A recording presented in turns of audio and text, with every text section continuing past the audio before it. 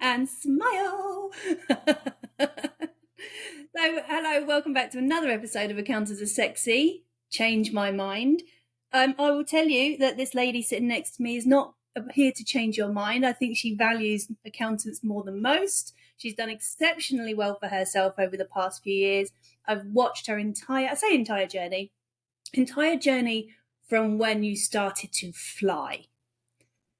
And that's been super interesting. So I can't wait to get into that. So, and I'm going to try and call you by your actual name. This is Helen Tudor, otherwise known as the Pritch. Basically, yes. This is the Tudor, formerly known as the Pritch. The Pritch, not the bitch. The Pritch. Well, in the early days, perhaps, yeah. We can talk about that. So, do me a favour, let everybody know what you are known for. So, thanks, Kel. So I am most famous for helping people get leads from LinkedIn. Probably known for being disgustingly consistent with my messaging.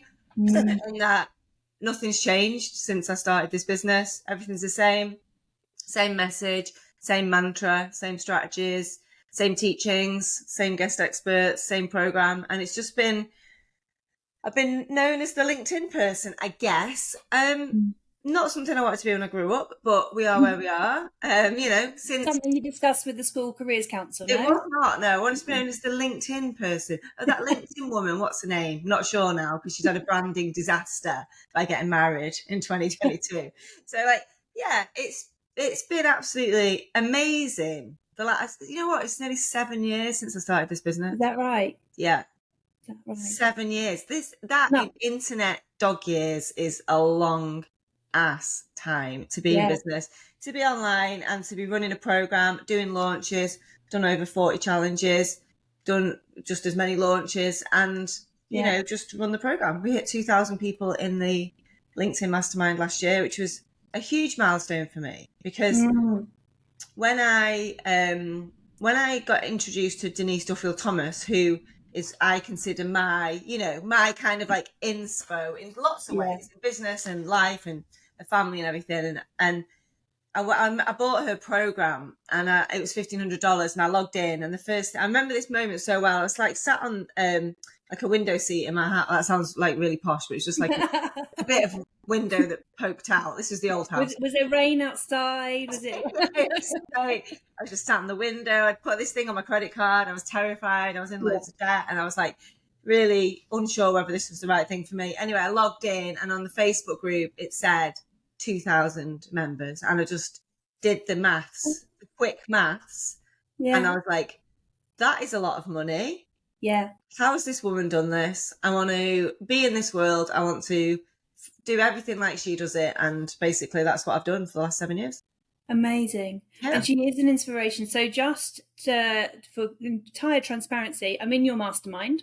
Yeah. I'm in Denise's group as well. Yeah. And you two inspire me as well. Like I'm on the other side of that. I want to build something like that. So it's so special. Let's build it. Yeah. Yeah. So it's the community value in both groups is exceptional. And I think that's something that people forget about learning. They come in and they learn the stuff, but they don't fucking implement it. It doesn't get done. They have to stay in the room. Or what is it you say? Stay on the bus. That's my thing. Back on the bus. Stay on the bus. And if you fall off the bus, that's okay. We can always get back on the bus. The bus is always there. That's the thing. And Denise's always things like stay in the room, like you've got a place in the room and everything. I thought that was really powerful. Yeah. And I just love the way. So for disclosure, Denise teaches money mindset. I teach, LinkedIn. I get leads from LinkedIn. So mine's very strategic. Hers is very like mindset based, right? So they're totally different programs. But, she just sells one thing to one type of person. She doesn't really change what she does. And she just keeps doing the same thing over and over again. And if you want to be in her world, you can stay in her world for as long as you want. You can stay in the room, as she calls it, do the work. You can leave, you can come back whenever you want. And that was really something that, despite everyone's advice, I still remember Phil Harrison sitting me down in a bar in Manchester and going, Helen, if you charge this monthly as a membership, you'll be making an extra 70 grand a month now. I know, I was like, nearly choked on my Bloody Mary. And I was like, okay, let's do that then. Let's change it to monthly payments after a year. And when it got to the end of the year, for the first of a lot of people, I just burst into tears and I couldn't do it. And I just had a complete meltdown. And so I was like, no, everyone gets it for life again. And everyone was like, what? I was like, yeah, no, everyone has it for life. That's it. Yeah. So, It's magical. So I've the Captains Collective that I've created, lifetime membership based on what you and Denise are doing. Nice. Like lifetime membership, come in. I want to make sure that if you fall down in 2 years' time, that you've got a safe place to come back to. But the money side, it does play with your brain a little bit, doesn't it? Because everyone goes on about recurring revenue. And there's other ways of getting recurring revenue. There's other ways of building up your products. Yeah. So, but this is the safety net for them. That's what I want it to be. Yeah, same, absolutely same. And that's I've never regretted that decision once. I really, I really haven't. And I know if I stop launching or I stop selling, then that's the end of the business, and that's my choice, But for me, so important. I have people in my world have been there for 7 years. That's a long time in business. A lot can happen, and we've been through COVID and a whole lockdown. Helping 2,000 entrepreneurs or 1,500 whatever it was then entrepreneurs through that period was really challenging. At one point we were investing in counsellors and therapists for people because obviously everyone's world had imploded and businesses had imploded, and we were basically dealing with a lot of mental health, which obviously isn't what the program's for. But because we were a lifetime program, I think a lot of people had to cancel all the memberships, cancel all the things they were paying ongoing for, and obviously that caused a lot of problems because a lot of people, but a lot of people came back to my space because it was there, and I was obviously going through my own stuff as well. And I was like, let's just do challenges. I think we did about 4 or 5 back-to-back challenges during lockdown, just for something to do, live with wine. We're all drinking at 5 o'clock anyway, so I might as well do a live with wine. Like 100 people. And full disclosure, it's actually 2020 was our best year financially. That was our £1 million year. Isn't that amazing? We've not had one since. But I think part of that was very much about, it was just my sole focus, and it was just all that everyone was doing was in that community and bringing people into the community and giving people, a place to fall, really. And I think that's the underestimated thing in programs. That's what people don't understand. From the outside, if they don't know what it's like on the inside, they think, it's just a course. It's just a course, or it's just something else to learn. Yeah, there's nothing else to learn, or I can learn this in the free thing and the paid thing. But what people pay for is not, in my world, is not for the tactics, because I give all that away for free. But they come for the community and they stay for the community. So it's good. That's a really interesting point. So you've been teaching the same thing for, and you're right, the message has been on point for 7 years. It doesn't change. The method doesn't change. So if it doesn't change, who does it work for and who doesn't it work for? You must have seen a kind of divide. So it works for everybody, 100% guaranteed to work if you do the work, because I've been teaching this for 7 years, but I've been doing it for 7 years before that. So it's not like I just thought, I'm going to teach this thing. I was doing it. So I was at a mastermind yesterday, and I literally said to one of the girls, I was like, I do the 3 things on LinkedIn every day when I'm on point. I'm on my own bus. Do you know what I mean? So when I'm like, right, I'm doing my 3 things a day. If I do those 3 things every day, I get leads from LinkedIn. It's absolutely guaranteed, right? And that's what I teach. But I was doing those 3 things before. And people say to me, it can't be that simple. It's like, it literally is that simple. But it works for people who trust in the process and just do it anyway.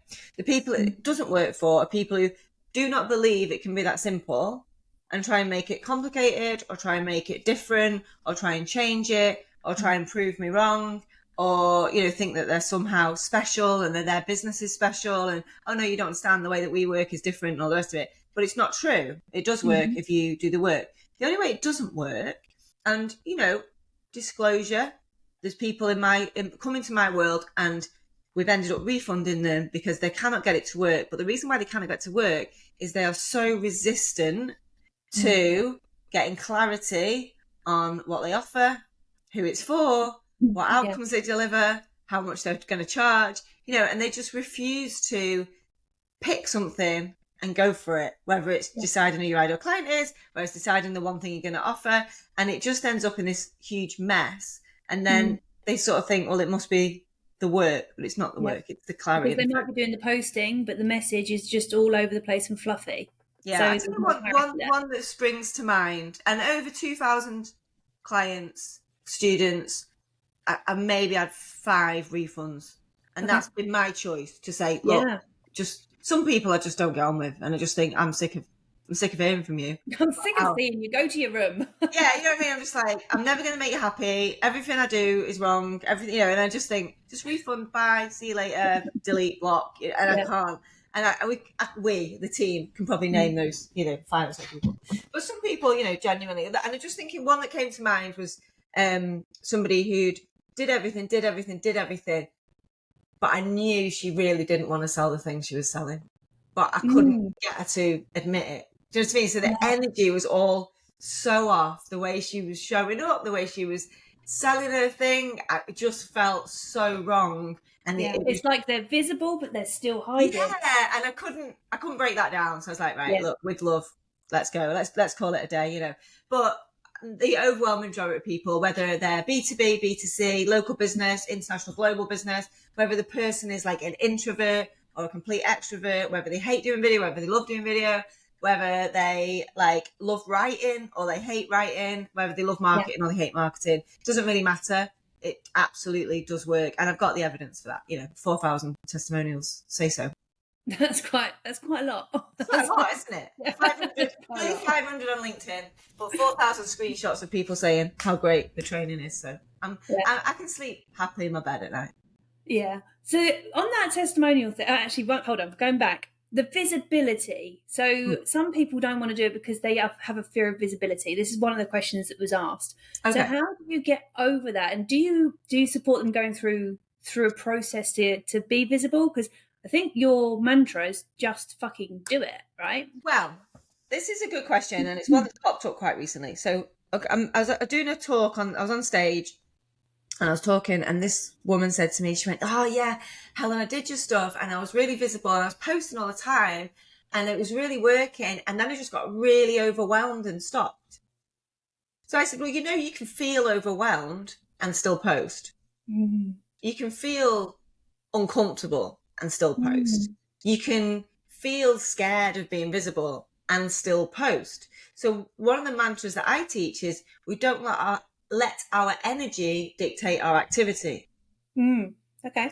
So if you're a woman, so like I'm a female 44-year-old perimenopausal mother of 4 children with a massive house and a dog, 4 kids, 4 parents living within a mile of me. I have got shit going on.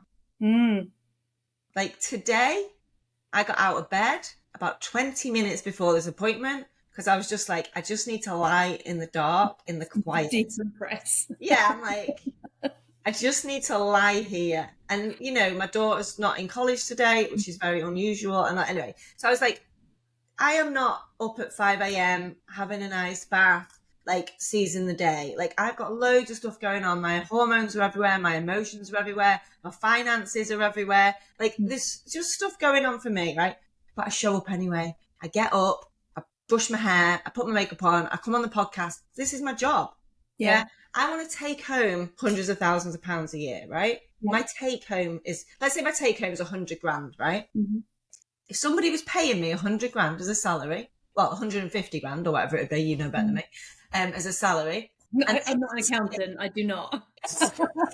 Said to me, all you've got to do on Thursday is go and do a podcast at 10 o'clock. Like, great. Where do I sign up? And if you say it like that, but it's like that's your job for the day. Like this is my only appointment of the day, right? Mm. And then after that, you can go kickboxing, and then you can go for a run, and then you can take your daughter to get her snacks for Disneyland Paris. Like I'd be like, this is the best job ever. Ever. Yeah. This is great, right? And if they said to me, but what you also need to do is every day you need to promote your business as part of your job.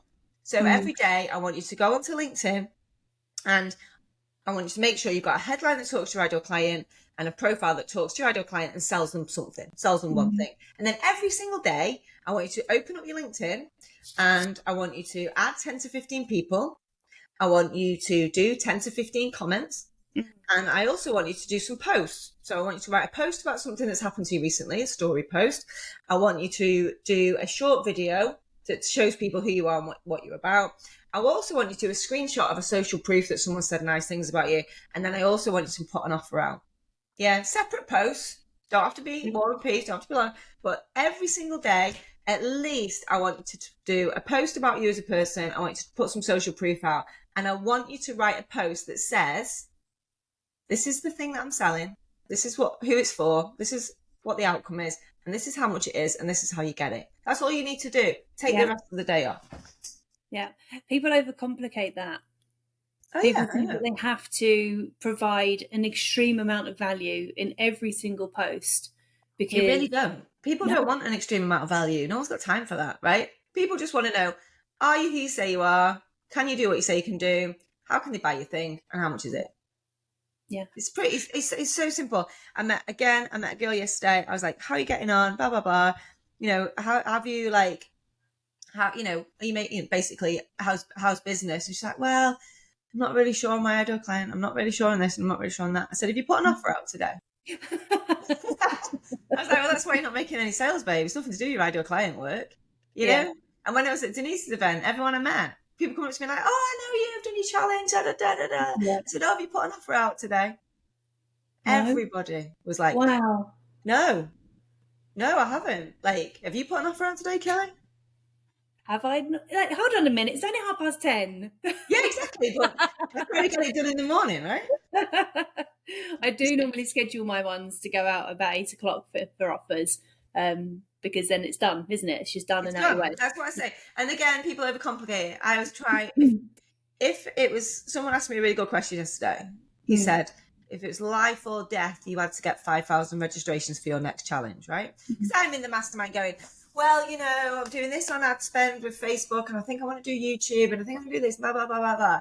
And he said to me, life or death, you had to get 5,000 registrations. And I was like, I'd get up in the morning and I would start messaging. I would, start posting. I would start engaging. I would start looking for opportunities. I'd be getting on more podcasts. And then I was like, that's kind of what I do anyway, really. But I do a sort of watered down version because it's not life or death. If it was life or death, I wouldn't have lied in bed until 9:30 this morning. in the dark. What about beast mode? What's that all about? So beast mode is what, we talk about this inside the program, and that is when it is life or death. So when someone comes to me, my favorite client, really, deep down, although I shouldn't really admit it, because I'm always like, I want to work with really successful people and be more successful because they're really easy to work with, because they've already got all the building blocks. Yeah, they've already got the building blocks, so I can help.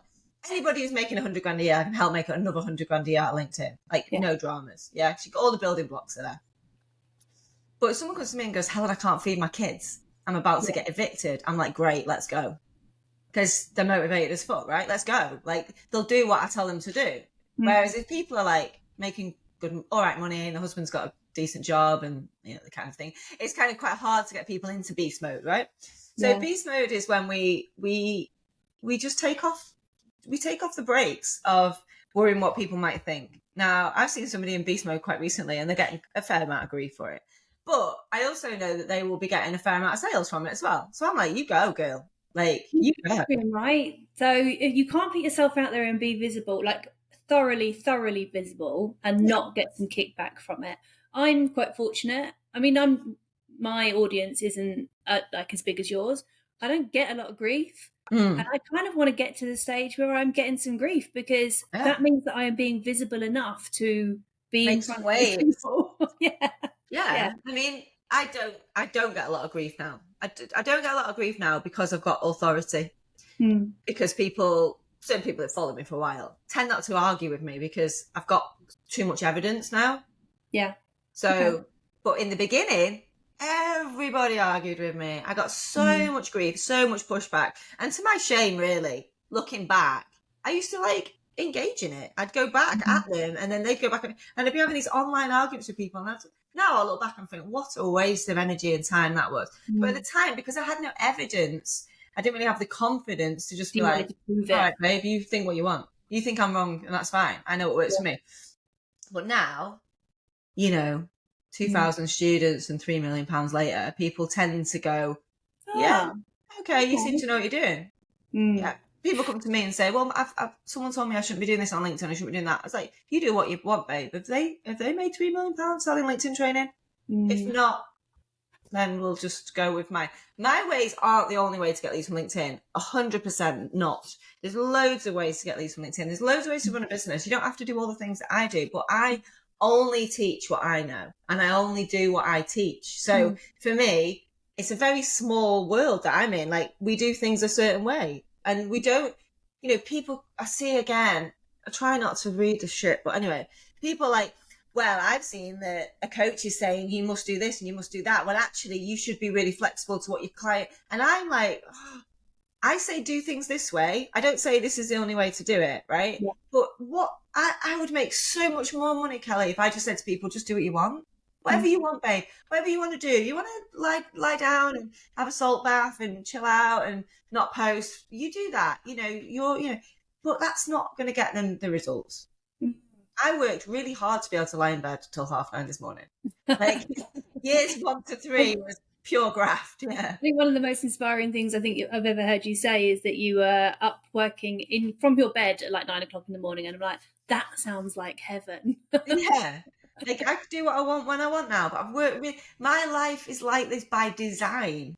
Yeah. I didn't just suddenly fall into a lifestyle where I do what I want, work what I want, only do the bits of my business that I want at all. The first 3 years of this business was pure graft, and I'd already been in business for 7 years by then. So, a lot of people compare their year 1 to my year 7, and it's not comparable. That's not good. So I just want to go back to the LinkedIn method. So it's really simple. You practice what you preach. It's the 4 posts a day, like covering the different themes. Yeah. What do you say to people that worry about the algorithm? Well, lots of people do worry about the algorithm. So just going back to beast mode, because I'm aware we didn't really cover it. So beast mode is where we just post so much in so many places to get what we want. So like, I'm talking about 100 I've tried to do places. It's fucking terrifying. But this is really good. So when I start working with a client, when a client comes to me and is like, I can't pay my rent, I'm like, right, let's go. I'll get them to post at least 50 times, right, on a day. So that could be Facebook groups, the Facebook page, LinkedIn groups, even though no one looks at that. But, now we've got TikTok, we've got Instagram stories, we've got TikTok. No, we haven't. We've got Facebook stories, we've got Facebook Reels, Instagram. So, like, let's say you've got 10 places and you post on those 10 times. That's 100 places in a day. And people are like, I couldn't do that. And they're like, you definitely can. So I get people to go into beast mode to show them that it's actually not even that difficult. And more importantly, nothing actually really happens except you make more sales. People might think, oh my God, I'm seeing loads of that person posting, but most people don't care. Most people don't notice. So when they go back to the normal rhythm, which is 3 to 4 posts a day, you don't have to do a video every single day if you really hate it. I wouldn't want to put people into that level of, stressing themselves out, but video does make a big difference. So but every day you got to be putting an offer out on LinkedIn, you got to be putting some kind of story, and a screenshot takes you less than 0.3 seconds. So no excuses for sure. So it's just about being consistent and showing up and ramping it up when you really need to get a result. And the one thing you can ramp up on LinkedIn and the algorithm, yes, there's loads of people who tell me, the more you post, the more the algorithm, gets whatever. So this is another story from a client of mine, Helen. She was actually away, I think, on a retreat with some other business owners, and she posts 4 times a day. And because she's a great student, she just does what I tell her to do. She does a story, a video, social proof, call to action every single day without fail. She got a headline profile talk to her client. Guess what? She gets leads from LinkedIn all the time, right? Yeah. So she just does it, right? She just does her thing, and she doesn't overthink it. She just gets on with it. And someone came up to her and said, listen, Helen, just wanted to let you know that you're posting too much on LinkedIn. And she said, oh, really?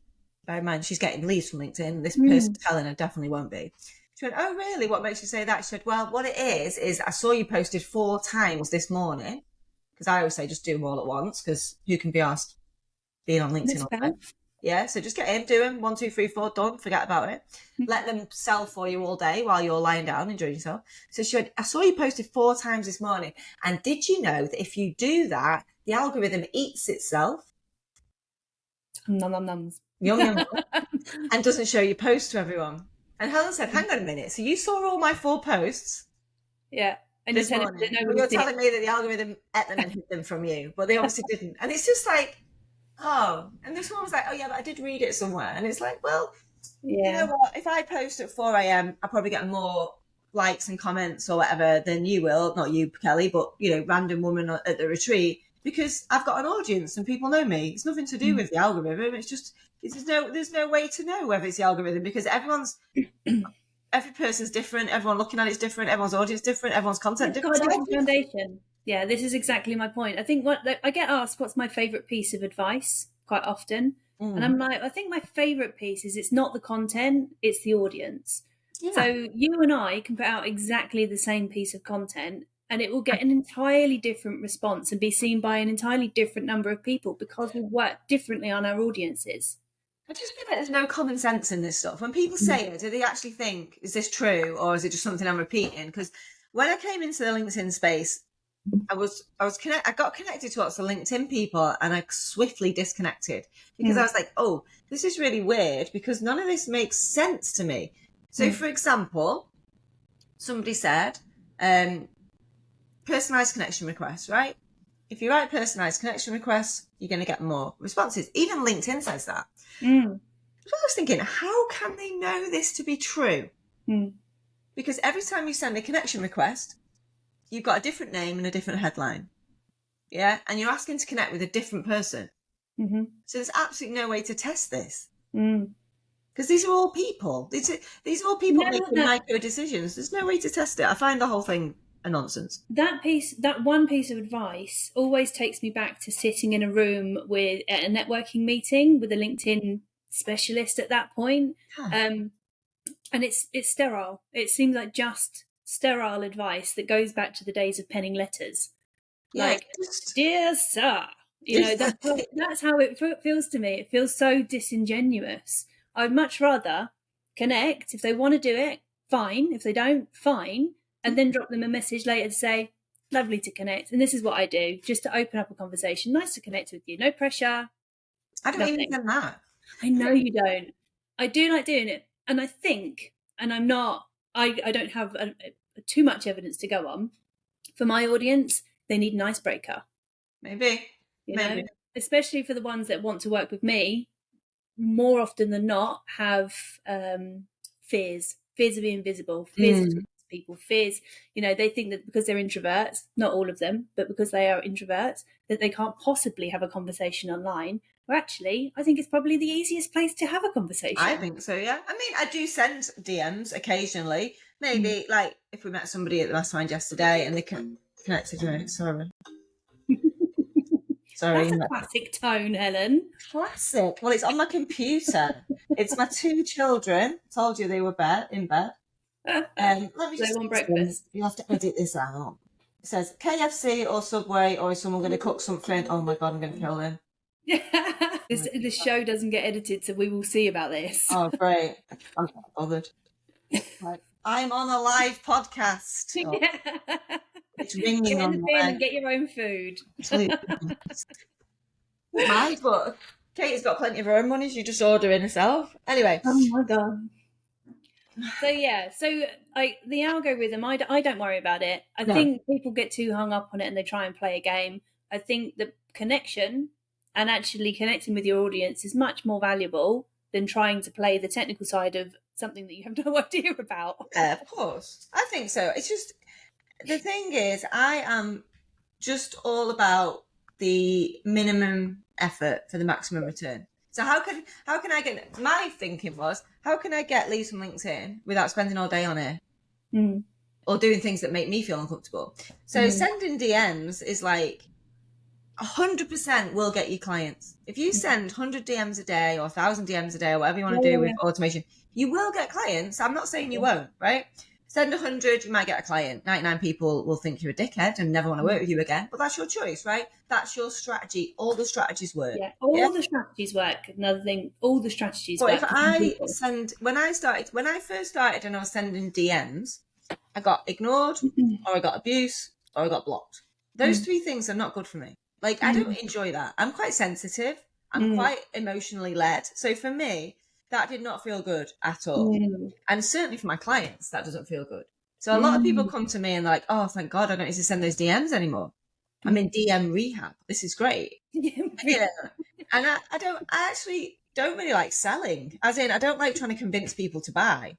Yeah. I love letting people buy, don't get me wrong. Absolutely. But, I don't enjoy selling. I don't enjoy closing and converting and overcoming objections. That's not my vibe. Again, some people love it, and that's cool for them. And this is, again, what I'm saying. It's what works for everyone.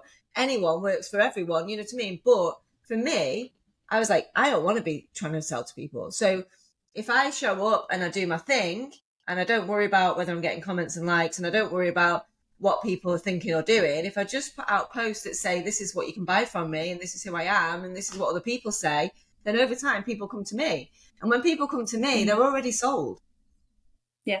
And when people come to my clients, they're already sold. So they come into the DMs in their own time on LinkedIn and be like, hi, I've been watching you for a while. Like, I saw that your program is $2,000, or I saw that you charge £1,000 a month or whatever. Like, have you got a space for me?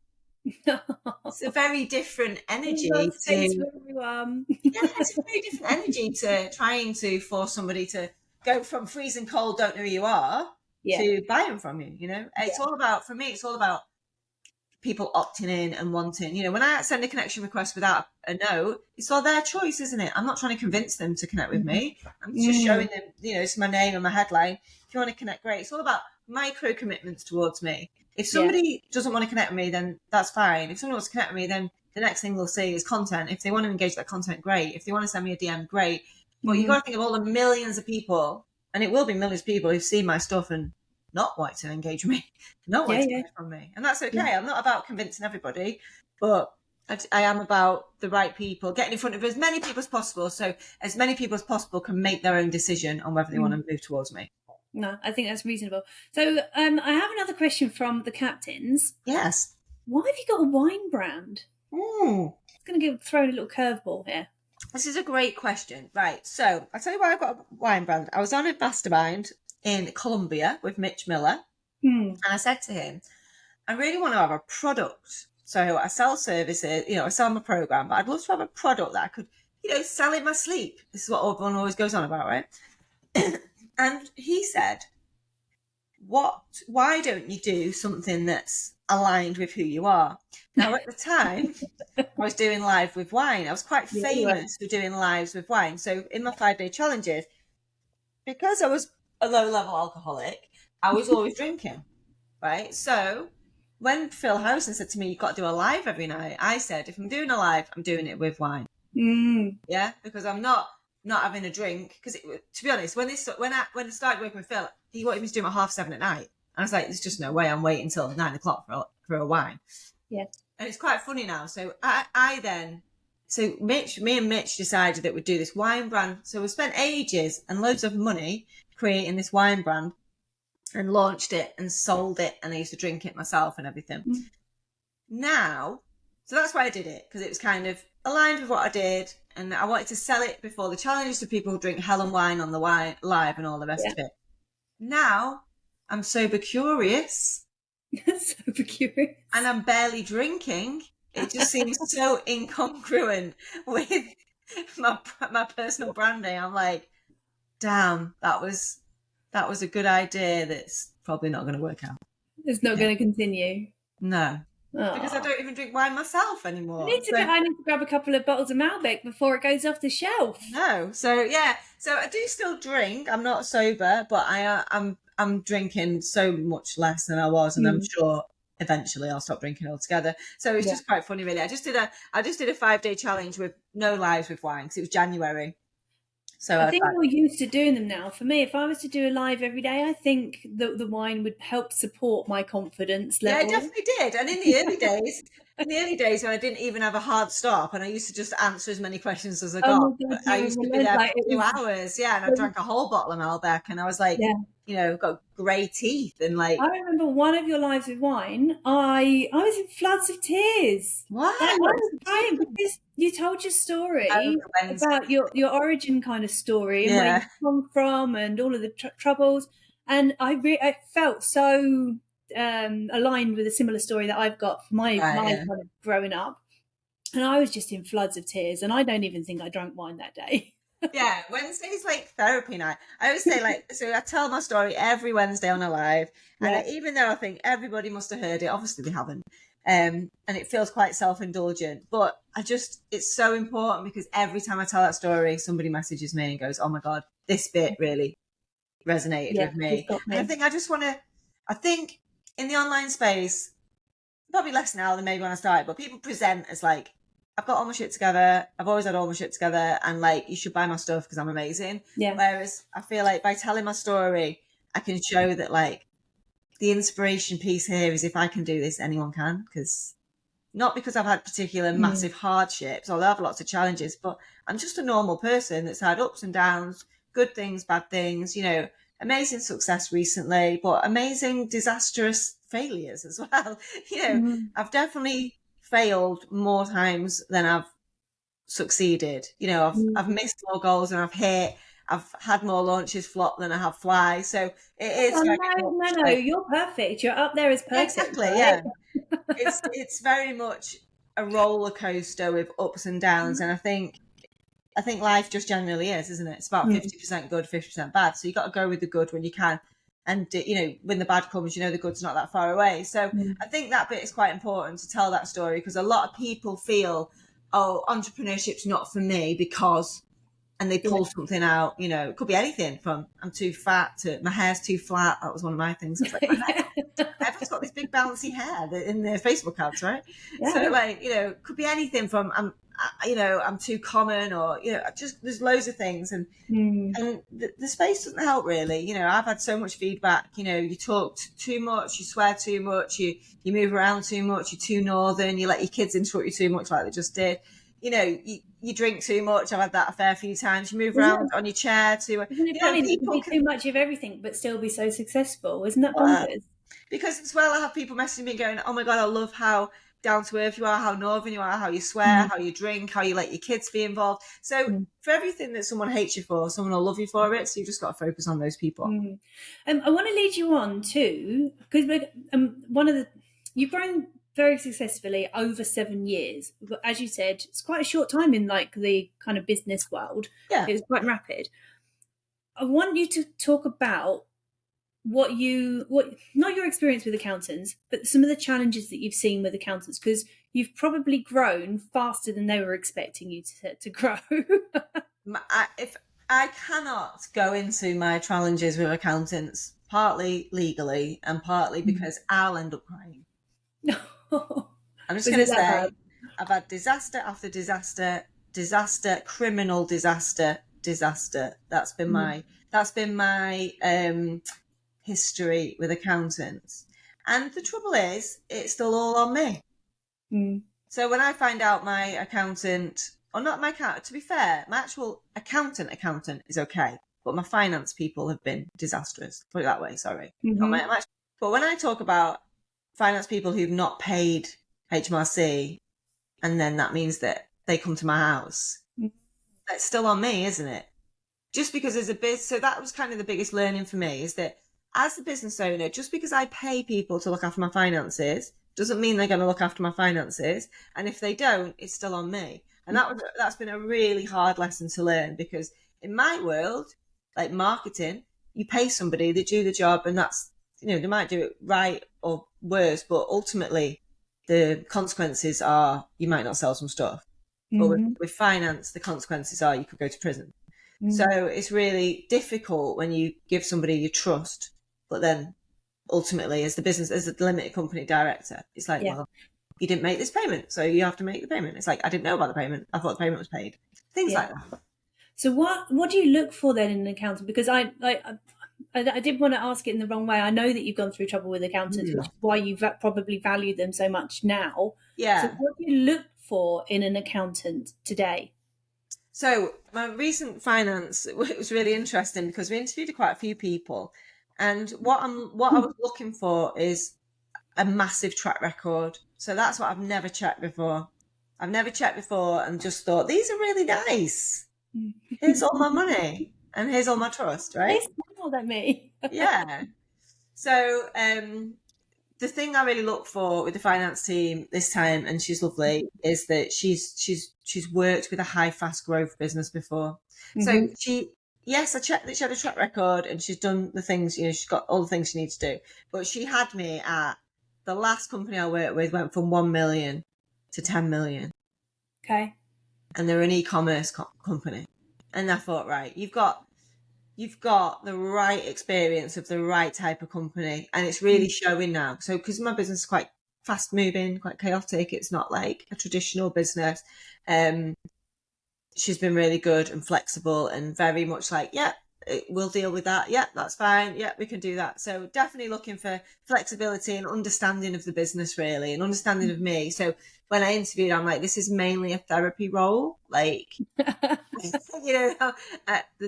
trust that you can do the technical stuff, but I've had so much trauma when it comes to finance people that my trust is completely broken. So you're going to have to like counsel me through this. Like you're going to have to, it's a bit like getting into a relationship when you've been cheated on, I reckon. It's like you're going to have to deal with me. Have you done this? Is this done? Is this right? What's happening with this? Because before I've just been like, oh, it's being dealt with, and then it's all come back, so I'm probably, from her side, I'm probably a little bit I'm not micromanaging because it's not in my nature, but I'm a bit like, are you sure everything's okay? Yeah. Like, are you sure this is right? Have you spoken to HMRC and stuff like that? So I think she's probably just having to soothe me a bit, but yeah. So the accountants often say, there's everyone can come to us. There's no such thing as a silly question, but people are still afraid of asking questions. So what does she do to help put your mind at rest that it's okay to come and have your head soothed? I think the big thing for me, I said to her, would you like to come into so we run our whole business on WhatsApp groups, right? We don't have any project management software because we've tried it and we've paid for it and nobody uses it, mainly me. Anyway, so I said, would you like to come into the launch WhatsApp group? So we have a WhatsApp group, doing the launch, everything from the Facebook ads right through to the group, to the actual challenge itself, to the sales and everything. And she was like, oh, that's so important to me. I would love that because will really help me get a handle on the business and how it's going and what's going on. I just thought that was really interesting. She doesn't want to be separate. Yeah. She wants to be involved and in it. And I find that, really, I thought that really made a difference to me. I thought that was really interesting. That's really interesting. I think a lot of accountants would not want to interfere. I think that's how they would view it, that like they would sticking their nose in where it doesn't belong. Yeah, but I think she's not getting involved, as in she's not commenting or anything, but she's observing, and I think it's allowing her to see the nuts and bolts of it. So like when you come out of a launch and you go, like we're in launch at the moment, I've not checked the spreadsheet today, but we're on about 55 grand, right? So we'll probably finish about 70 grand on Sunday. So she could quite rightly say, just tell me how much money you've made.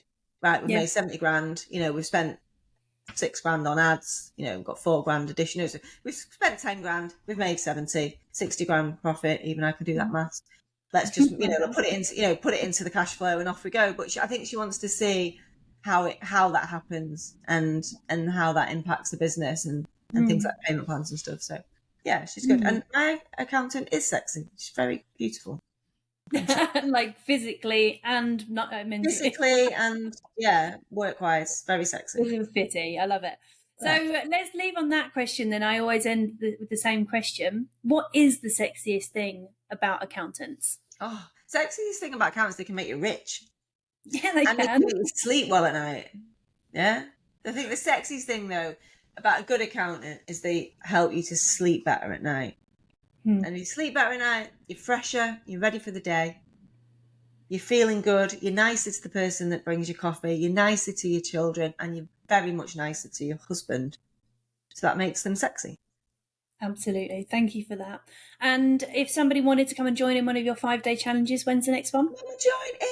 So we do 6 a year, so there's always one coming up. So if you go to helenpritchardonline.com, you can normally front and centre, there's a button that says join the 5-day challenge. It'll tell you when the next one is. The next one to date will be January, March, I think it's like the 11th or something like that, 11th or 15th or something, middle of March is the next one. We don't need to do a challenge. You can just join my programme anytime. Just send me a message and we'll get you in with a special Kelly bonus, which is a secret because I've not decided what it'll be yet. But if you DM me, That's news to me, but I'm all in for that. I love bonuses. I'll give you a special bonus that I'll make up when you ask me. But it'll be good. Right. So I will leave it on that. Go and check Helen out. Go and have a play around with their method. Like, it works. It works for 100% of people that do it and lean into it, right? Yeah. Trust the process. Do the work. It'll work for you. I've not met anyone it doesn't work for, honestly, unless they don't want to do it or they don't want to do the work. Unless you don't want to do it. There is the key. That is the key. And, you know, the thing is, just on a final note, is if you are a money person, your biggest opportunity on LinkedIn is to go and be less like a money person. So take your personality and your weird hobby or your special quirk or your mad thing that you're passionate about, take that to LinkedIn, get known for that thing, and then people will buy your money related services because of your weird quirkiness. Absolutely. Yeah. Don't go on LinkedIn and try and be like everyone else. Go on LinkedIn and be 100% you and be like the cool person or the quirky person or the really introverted, understated person. You don't have to be like mad. I mean, like, whatever your thing is, whether you're like one of those people that knits those things that go on the top of post boxes everywhere in the world, or is that just my village? I don't know. But like, whether you're one of those person, whether you're like whatever it is, your thing, talk about that, be known for that. And the finance stuff, there's loads of people who can do finance stuff. You're not going to compete with that. The only thing you compete on is find your tribe. Like, talk about your weirdness. Other weird people will find you, and they'll want to use your services because you're like them. Absolutely, and talk about your story as well. Talk about your history, your passion, your projects, your weird things you've done. Like, honestly, that's where people will connect with you and want to work with you because of you, not because of what you can do. Because there's literally a million people who can do what you can do, not in the way that you do it, because you're special and unique and a unicorn, obviously. But nobody knows that until they meet you. So you can't differentiate on accounting services. No, you can't. So the power move is to go to LinkedIn and be less LinkedIn-y. That's the thing. Interesting. Go forth and be fun. I'm going to leave it there because we are nearly 20 minutes longer. I loved it. I love this conversation, so I appreciate you joining me. I'm going to send people over to Helen Pritchard online, yeah. Helen Pritchard online. This is a branding disaster, isn't it? Getting married. Yeah. So I'm going to send them there. So find me on Facebook and LinkedIn as well, Helen Tudor. Yes. I have got links to all of these places, so you don't need to worry. You just need to hit the links that are below and you'll find her. Thanks, so thank darling. you for coming on. Thanks.